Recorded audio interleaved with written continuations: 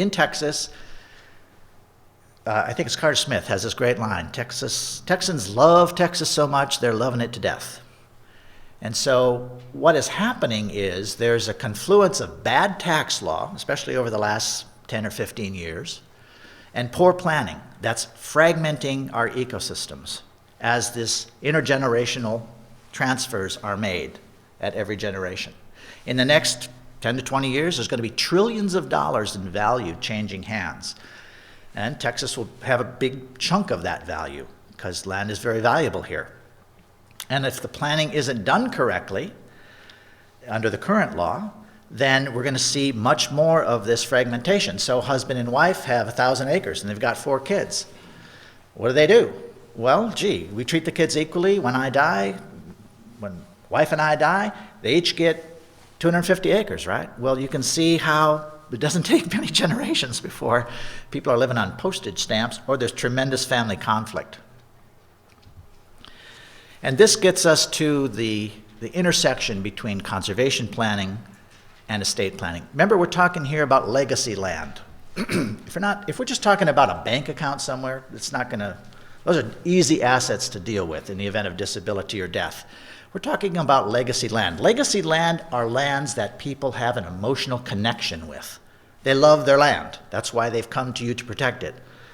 And they have a vision for that property. They want to pass it on. Usually it's to heirs. Because what they're trying to do here is not just pass an asset, they're trying to pass a set of values. If you've heard me speak in the past at this conference, this is my soapbox. I got it for the next 2 minutes. Land is different, and landowners see the land differently than any other asset that they own. There was a study done by the Heritage Institute a few years back, and they asked the baby boom generation what was the most important legacy they received from their parents.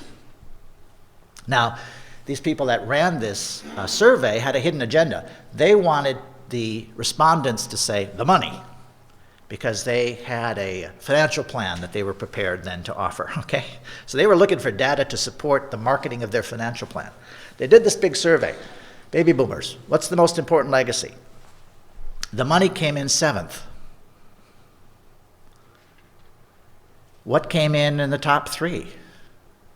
Well, you'd be surprised. It was the family stories, the family history. It was the example that my parents set with their charitable giving.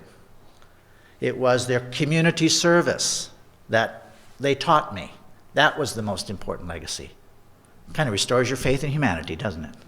And the land came in after those things, but above the cash. Why? Because, again, the land is connected to values. And when mom and dad are passing the ranch with a conservation easement on to the next generation, they're trying to give those children some security, but not just financial security, security in terms of values, in terms of identity, in terms of a place to come to for generations to come.